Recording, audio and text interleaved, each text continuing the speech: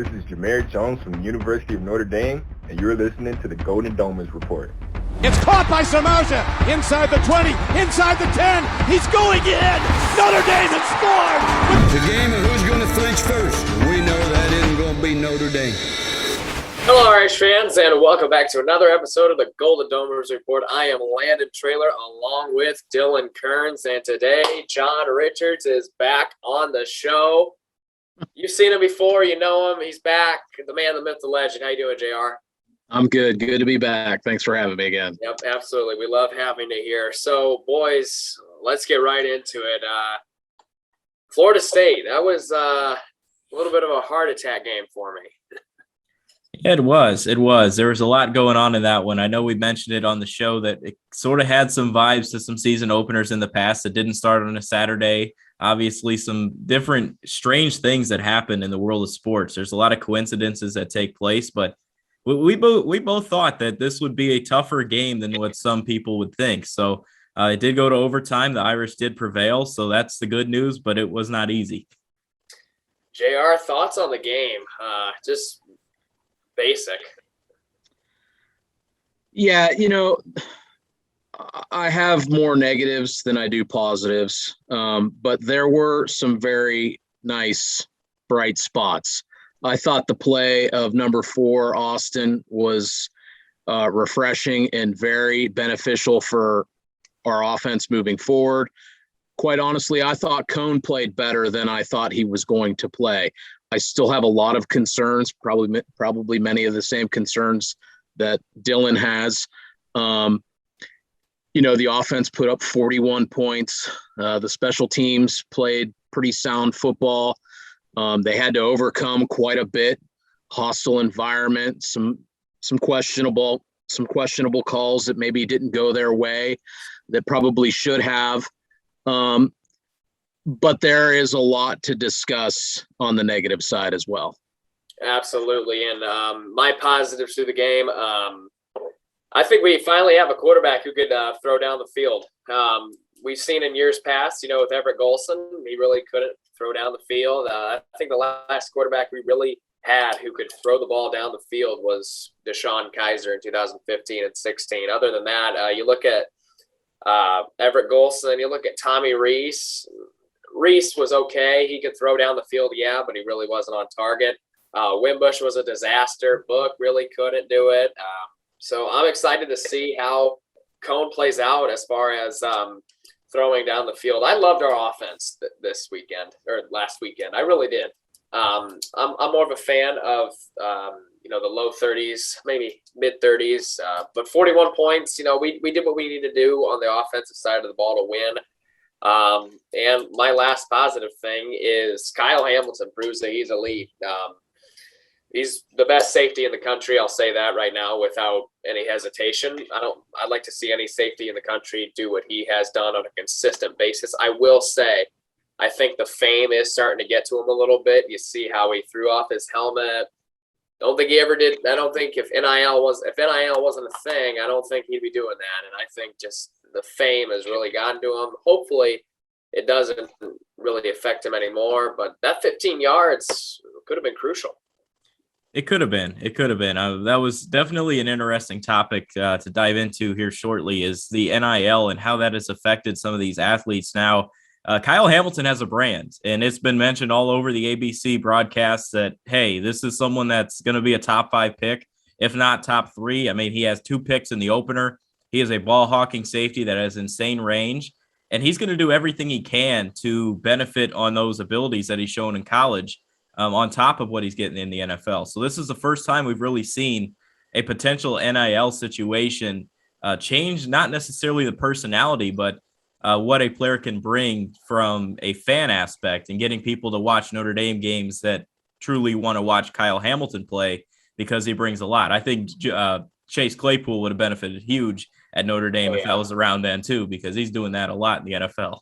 Absolutely. Let's jump into the negatives. JR, we will start with you. I want to hear all your negatives to the game because we had a lot. Well, all the negatives point mainly to the defensive side of the ball. I would say on the offensive side of the ball, obviously the offensive line is certainly a concern as it relates to the running game. And, a lot of people seem to think that, we've lost a lot of people on the O-line, and we have, but that's not to say that these O-linemen are completely inexperienced. Tough break losing the tackle early on in the game. He's out for the year now, I think I saw 8 weeks, the year. Yeah. But Correll, Patterson, the kid from Marshall, they are all experienced linemen. So to suggest that these kids are inexperienced, I'm not going to buy that. Now, as a unit, they are inexperienced, but really disappointed in their play. Florida State, pretty good and athletic up front. They're tough, but that was really, really concerning. Our running backs, they were fighting for their lives just to get past the line of scrimmage. Defensively, listen, we're not playing in the AAC or Conference USA anymore. I've heard Brian Kelly suggest that we're trying to change our mentality. That's all well and great. But if that's the case, why are you changing your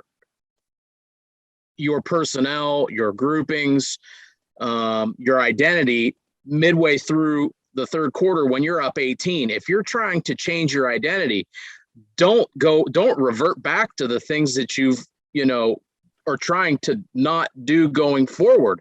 That was extremely concerning to me. Again, there's some issues in terms of health and depth on the defensive side of the ball.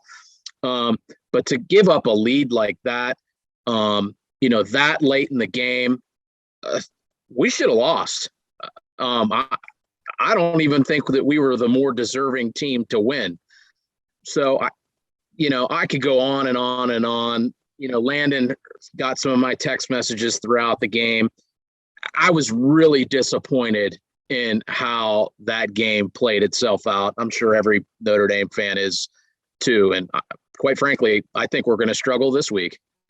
Going off of what you said about blowing the 18-point lead, not only did we I was disappointed on how we blew the 18-point lead.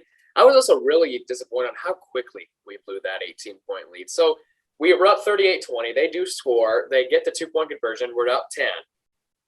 Why? It almost seems like the offensive play calling went straight to, look, we're going to play not to lose. We're not going to shove it right down their throats. We're going to play not to lose. That's what I can't stand. Why did we not continue that? Let's also look at the beginning of the game in the first quarter. We lived in their territory, and we came away with 7-10 points. We should have been up 28-10 in the first half. We squandered a lot of opportunities early in that game as well. Absolutely, we did. Dylan, one thing I want to touch with you on is, what did you think of the tackling? Because we missed tackle after tackle in the backfield. Yeah, that wasn't good at all. It wasn't even like the back was shifty. I know he's a good back and he had a big run, and he probably is going to be. He's a solid running back, but our tackling needs some work, big time. Both the linebackers, the defensive line, and the corners. Don't even get me started on the cornerbacks. I'm sick and tired of having burnt toasters out there playing corner constantly for Notre Dame. It's constant. You go up against these big SEC schools, and I know that Florida State, obviously in the ACC, but you go up against these big schools that recruit 5-star athletes at the wide receiver position. They're running all over you every single day of the week. They're running all over you, and it gets old after a while. Kyle Hamilton's a good safety. Notre Dame is sort of built like the old days of the Eagles, where they had the good pass rush up front and good safety play. And I do know that we got some good linebackers as well, but the cornerbacks has been a glaring issue for me for quite some time now. Julian Love and Kavari Russell have been the only ones that have been competent to step foot on campus in the last 10 years. Yeah, we could be in for a rude awakening, especially, and before we get into this Toledo pick, we'll talk more about that in a second, but we could possibly get burnt because Toledo has an improving offense, but we'll get into that in just a second. One more thing I want to talk about is, I think Marcus Freeman was overthinking a lot. I think he had a lot of pressure on him, and I think he was overthinking way too much. And JR, I saw some Twitter stuff. What do you think about that? Listen, making the leap from Cincinnati to Notre Dame, He's had a lot of people patting him on the back all preseason, all summer long. There was no spring ball because of COVID. So there were some issues in terms of maybe, implementing scheme, a lot of new faces in and out, injuries, whatnot. So he had some things that he had to overcome.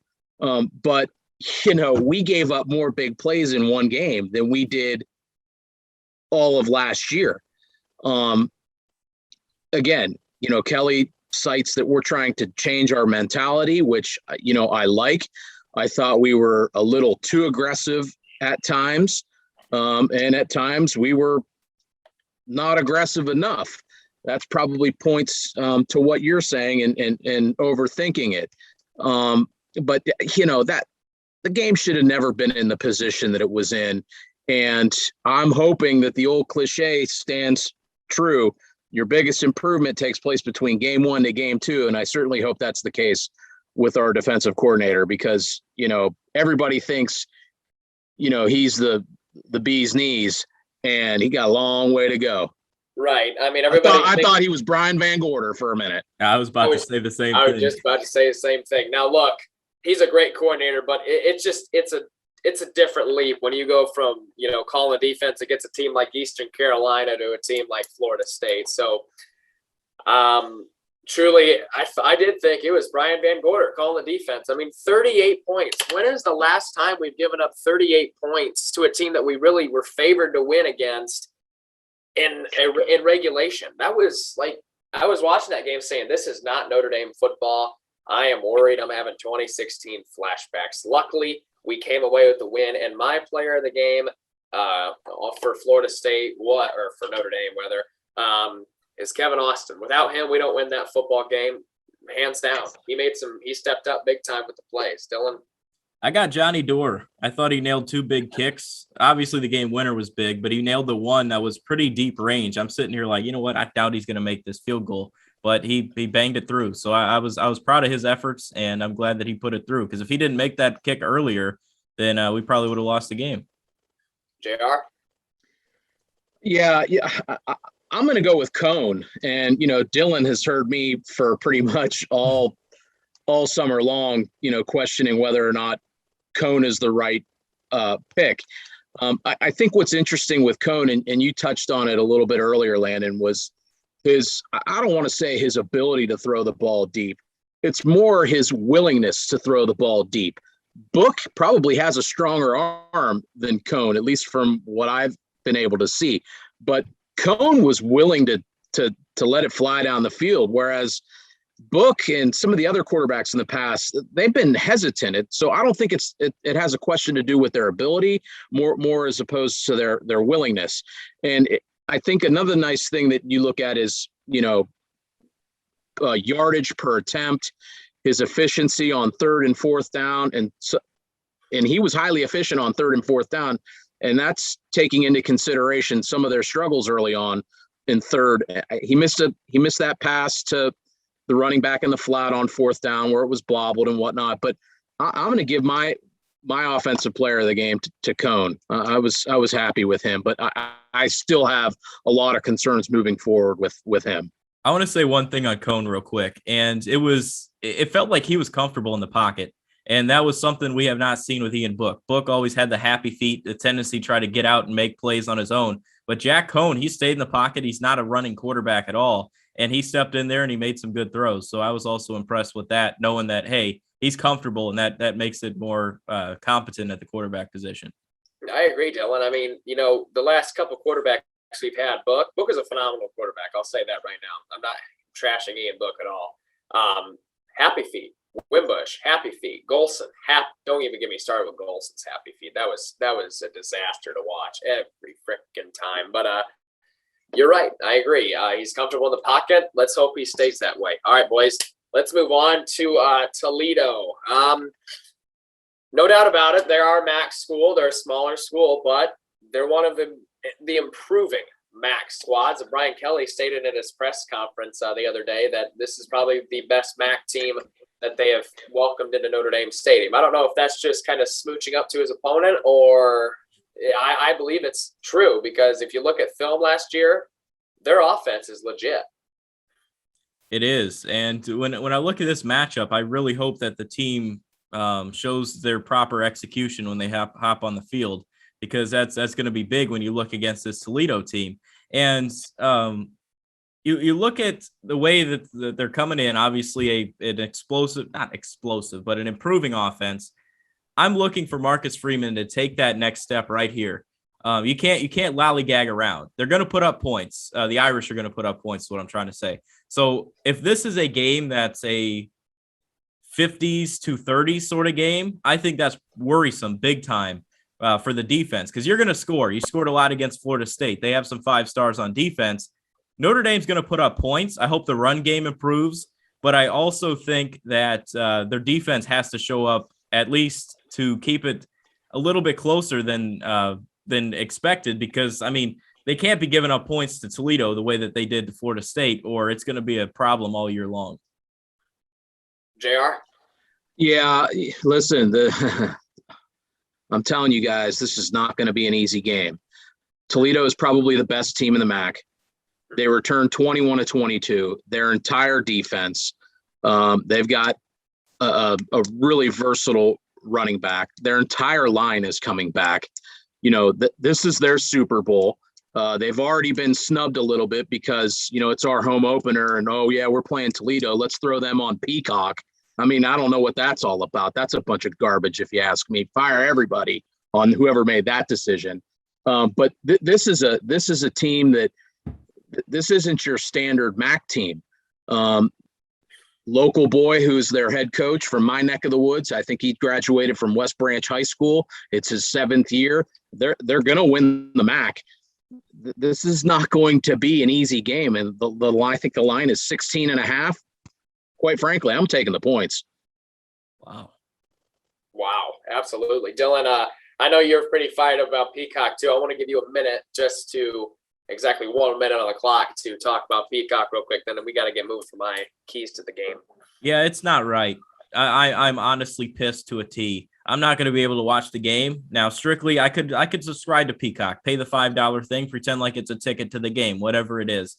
But that's not the point. The point is it should be an NBC game. You have these rights, and that's how it should be. I'm not going to watch the game, not because I'm not a fan, but because I'm not going to pay that. Plus, I'm going to be somewhere else. But that's all right. You see this as an opportunity they're just trying to get people to jump on Peacock TV, and it's a great pitch. People watch Notre Dame football and they want to watch. However, I think that it's completely messed up that you do it to it doesn't seem right from a fan perspective that has watched so many years on NBC ever since they got those contractual rights. I'm curious to see Drew Brees in the booth, and I'm going to have to wait another week because it's now going to be heading on over to Peacock. Give me a break. Garbage. On Drew Brees. Give me a break on Drew Brees. I'm glad I don't have to listen to him. All right, moving on to my keys of the game, against Toledo. Look, straight up, our offensive line needs to be dominant. It can't have a game like it did against Florida State, because our O-line, my grandpa says it best, our O-line defines the game, our run game. If we don't have a good run game with the running backs we have, Kyron Williams and Chris Tyree should average at least 150 yards both per game, especially with the talent they have. I'm very disappointed in our offensive line. We need to be better. We need to get the run game going. I know Kyron Williams was dominant with the missed tackles he had against him, or, he stiff-armed and all that. I'd like to see it. I'd like to see more explosive runs because that gets people's attentions. Attentions, learn to talk. Better play calling offensively. I feel, what was the trick plays we were doing? Like, why are we running trick plays in the first quarter and even the second quarter? Just stick to the basics. You have the best running back in the country, and quite frankly, 2 of the best running backs in the country. Let them be running backs. Give them the damn ball and let them do their thing. Let Jack Cohn put the ball in Michael Mayer's hands, unless he can't catch it, which we saw a couple times, which that was just terrible. And lastly, eliminate the big plays. We know Toledo can make big plays happen, and I'm a little worried, especially with both of you mentioned our corners. It's not going to be good, especially with the improving offense that they have.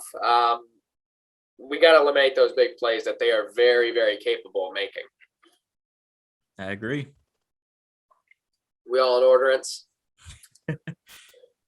Yeah, let's get into the picks. All right. Well, then let's get right into the picks.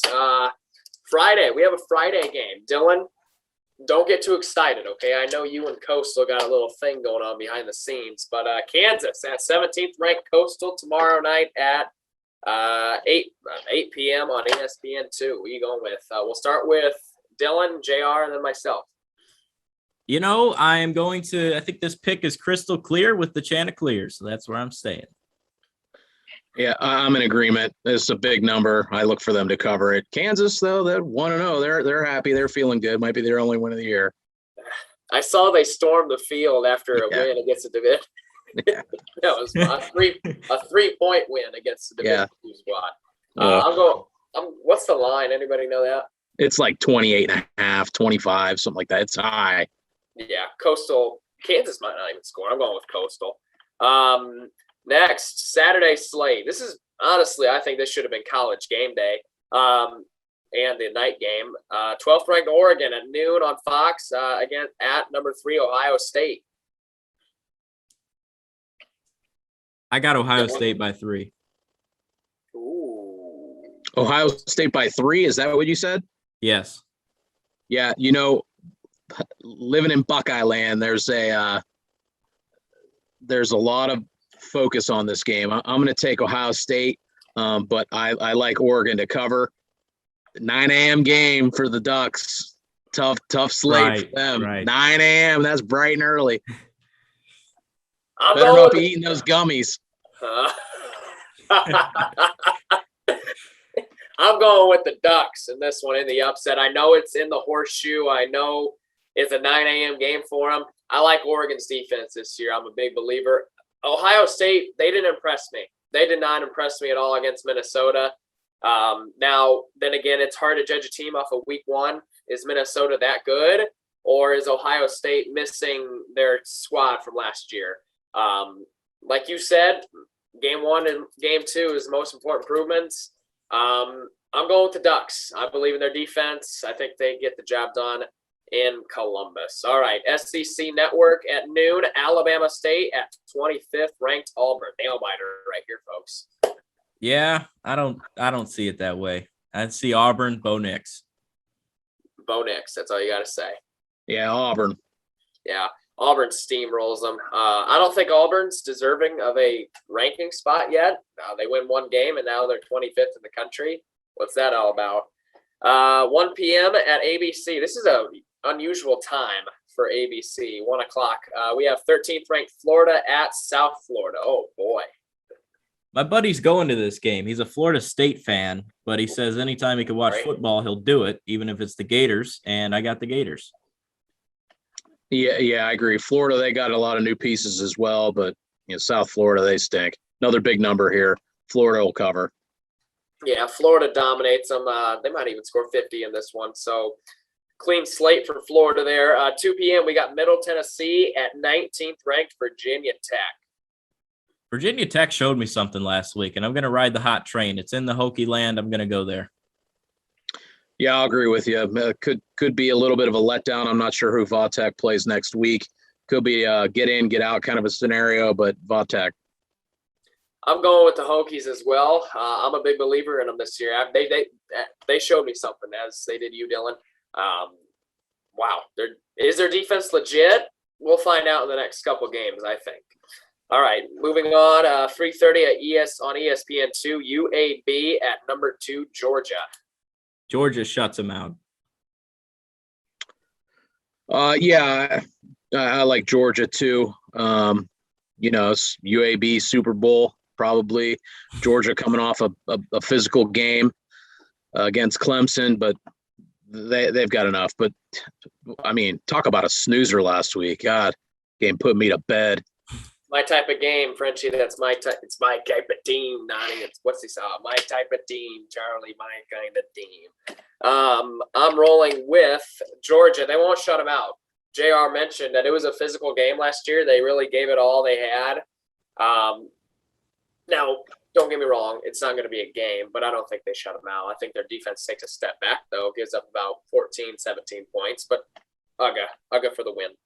6th ranked Texas A&M at Colorado, 3:30 p.m. on Fox. This is one of the most underrated matchups of the weekend.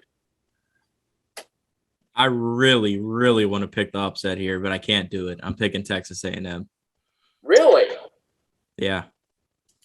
Yeah, God, I would love for Colorado to do us a favor there. I saw a stat this week, A&M, their combined winning percentage of the teams that they played in the SEC last season was like 33%. But I don't see Colorado winning this game. Yeah, look, there's a lot of hype built around this. It's at Colorado. Colorado returns, I believe, they return a lot of starters. Unfortunately, Jimbo gets the win, and Texas A&M remains undefeated for now. I'm not a big believer in Texas A&M. They didn't impress me last week. They did not impress me at all. I know they had a large win, but they really did not impress me at all. So I'm going with the Aggies in this one, though. Don't get me wrong, but it's going to be closer than what a lot of people expect. It's going to be a good game. Murray State at 7th ranked Cincinnati on ESPN Plus. Hold on, I want to talk about something. Cincinnati, they're number 7 in the country above us. You're playing teams like Murray State and Miami of Ohio to begin your year. Why the hell are they ranked 7th in the country? Desmond Ridder is winning the Heisman. One player cannot define your quarterback. I think it can. Yeah. If it's a quarterback. Desmond Ridder, Cincinnati, blows out Murray State. I like Cincinnati a lot. Probably more so than I would like to admit on this show. They'll save that for the weeks to come. But they got a good coach. They got good quarterback. They're a sound football team. They upped their schedule this year a little bit by adding, of course, Notre Dame and Indiana. Indiana would be pushovers. They're a joke. Indiana's a joke. Like, seriously, fire everyone. Talk about fire everyone. Love. Was it Leo? Leo's not working. Apparently, they're teaching them to love everyone on the field instead of trying to beat their opponent. I'm going Cincinnati here, big time. Look, you're playing Murray State. Come on, what are you doing? You want to be contenders. You feel like you got snubbed last year. Play teams. Don't play teams like Miami of Ohio and Murray State to begin your year. Like, Murray State. Really? Well, in fairness to them, these games are scheduled years in advance. So, I mean, it's not. That is true. All right, Ball State at 11th ranked Penn State on Fox Sports 1 at 3:30. Penn State, similar to Georgia, was a team that won me money last week, and I'm riding with them again. My buddy's a Penn State fan, and I like what I saw. Yeah, I agree with that. Penn State, pretty decent number, but I think they'll probably cover it. I'm going with the Nittany Lions in this one. I'm not sold on them, though. They beat an overrated Wisconsin team by only scoring 16 points. Their defense is solid, but how bad is Wisconsin? I'm not sold on Penn State at all.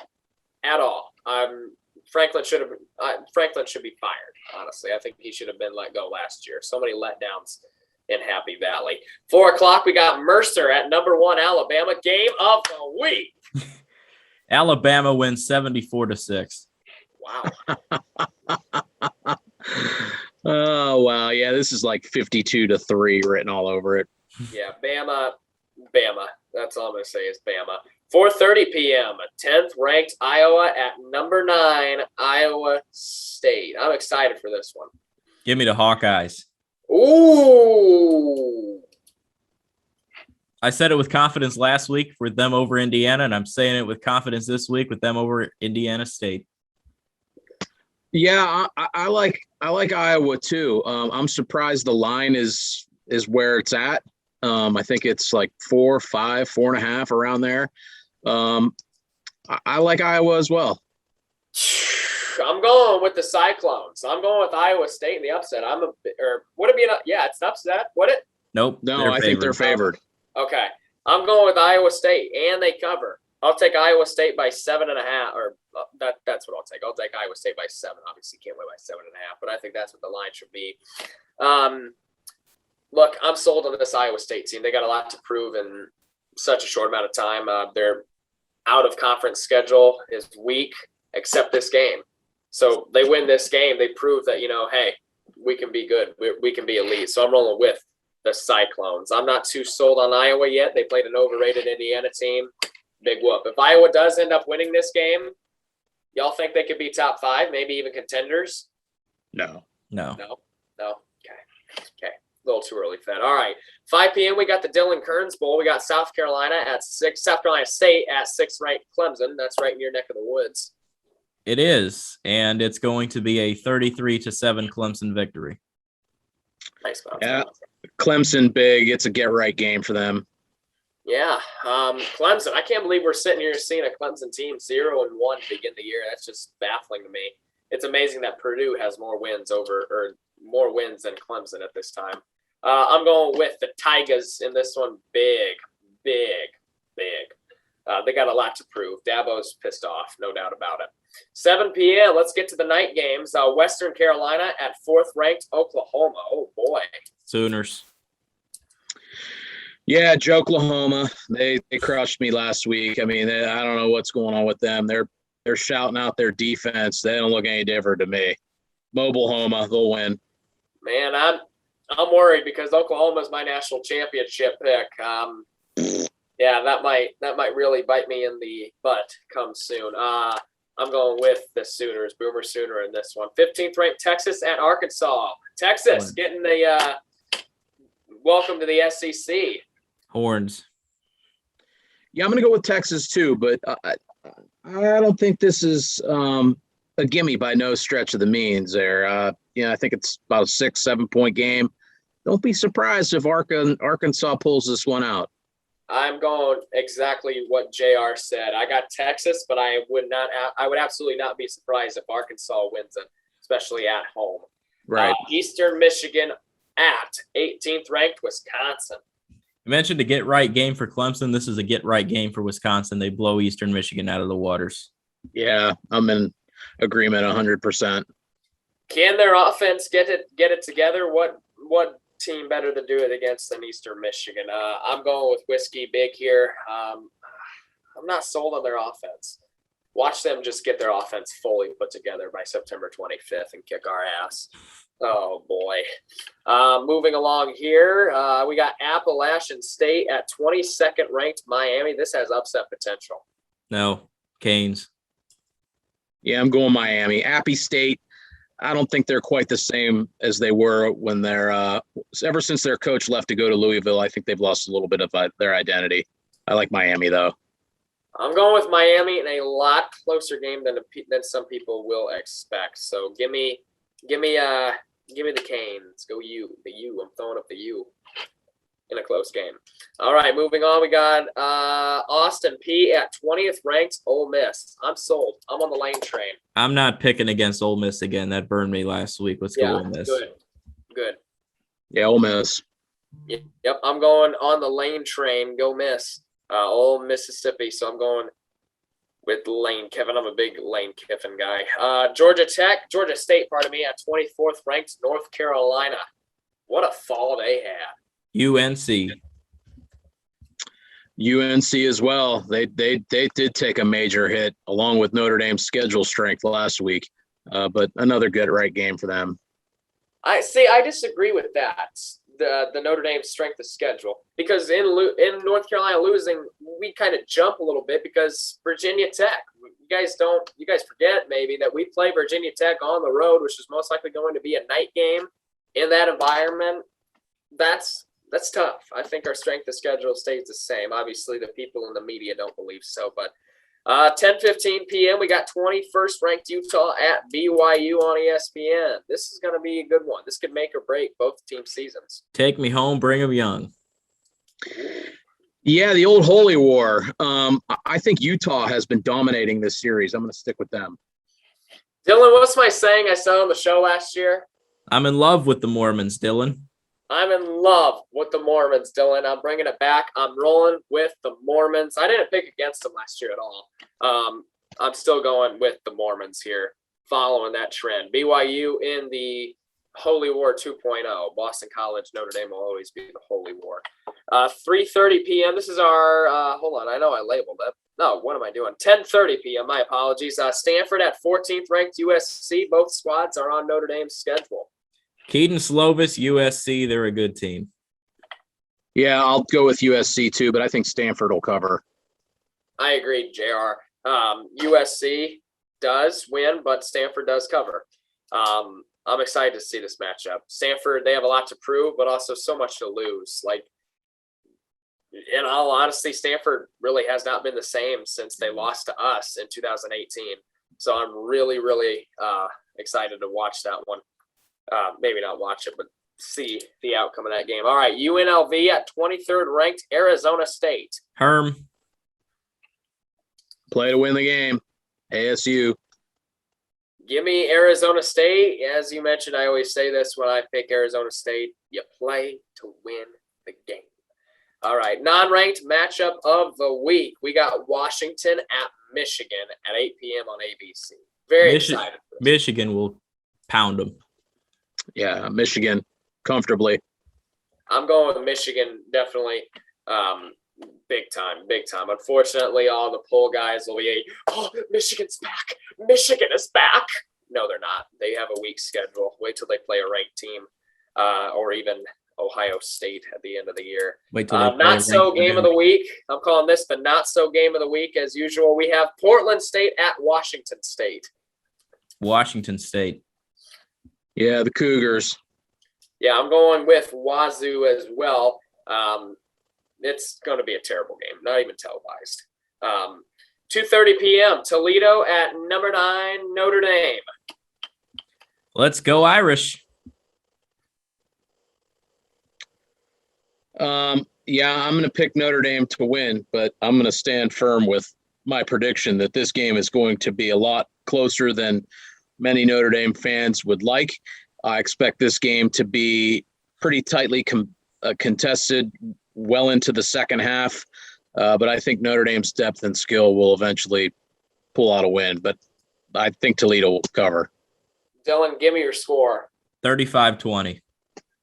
JR, score? I'm going to go give me 37-28.